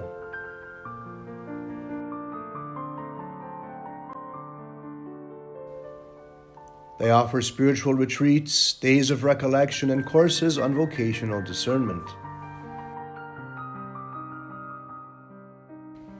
They organize meetings, pilgrimages, and outings.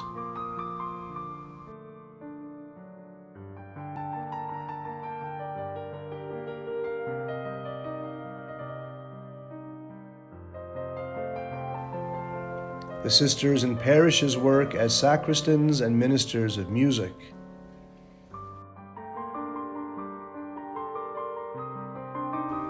Missions.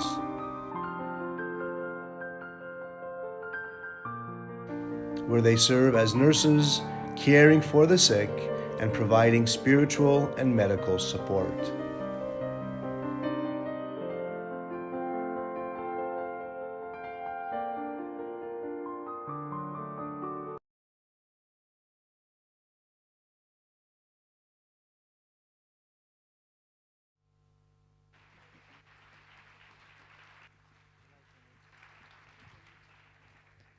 Allora, ringraziamo per il video e adesso quando ci vedete sempre arriveranno gli annunci brevi. Intanto, ricordaci quando finisce la pausa, così almeno...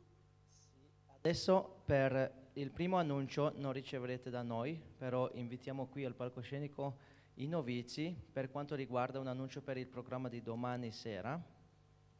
Un grande applauso per i più giovani salesiani.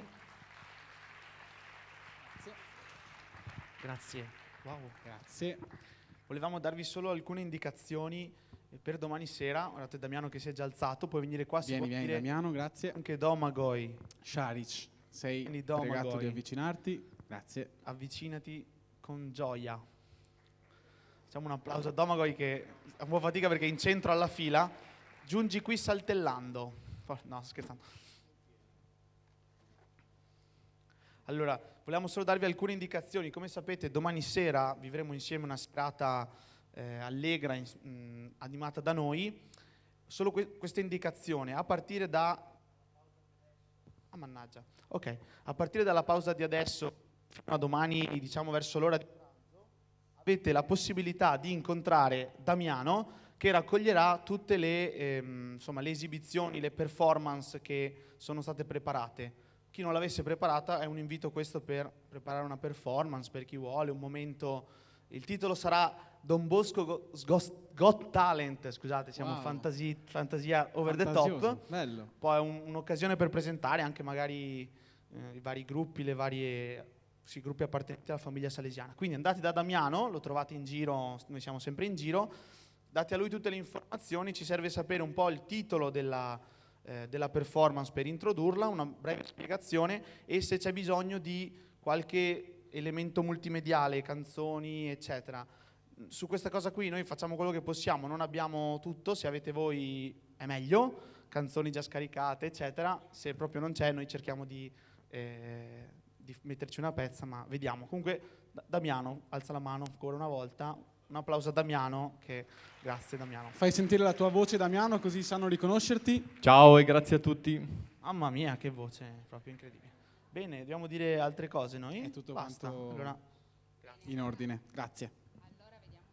Allora, ok, approfittiamo della vostra presenza per fare una pubblicità, perché all'uscita potrete trovare le 2 grafiche che ieri abbiamo potuto vedere della Strenna. Ci saranno proprio delle bustine contenenti entrambe le grafiche e le potete prendere. Ce ne sono almeno 200, quindi non vi fate problemi, potete metterle poi in oratorio, a casa, ovunque voi vogliate. Prendetele, sono gratis, sono per voi.